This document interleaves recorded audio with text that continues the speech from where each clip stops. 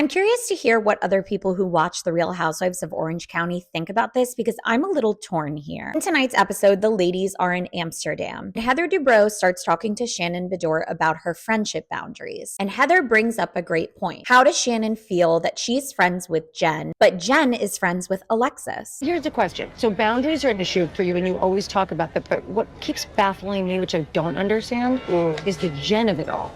Because Jen is still friends with Alexis. Is she? Yeah.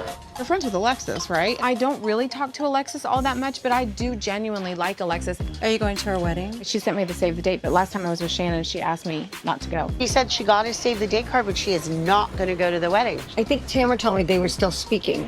Well, I'll have to talk to her about it. It's really not fair for you to have to cut off a friendship. I'm not cutting off You know what I Alexis. mean? I don't subscribe to you hate her, so I'm gonna hate her. So I can totally understand why Shannon is nervous to be close with someone who is close to Alexis. I haven't really been on Shannon's side that much this season. Let's not forget that John Jansen, her ex, did some pretty terrible things to Shannon. And now Alexis is married to him. So yeah, I wouldn't necessarily want to be close with someone who is close with her. But at the same time, you can't tell someone who they can and can't be friends with. And if Shannon trusts Jen as a friend, then she should trust her to not go back and tell Alexis things. And also, Shannon and Jen can still be friends, but maybe Shannon just doesn't tell her all of her deepest, darkest secrets. I don't think it's necessarily fair that Shannon doesn't want Jen to go to Alexis's wedding. I do, however, think it's very hypocritical of Emily to sit across from Jen, tell Jen that it's not fair for Shannon to tell her who she can and can't be friends with, which, okay, Emily, great point.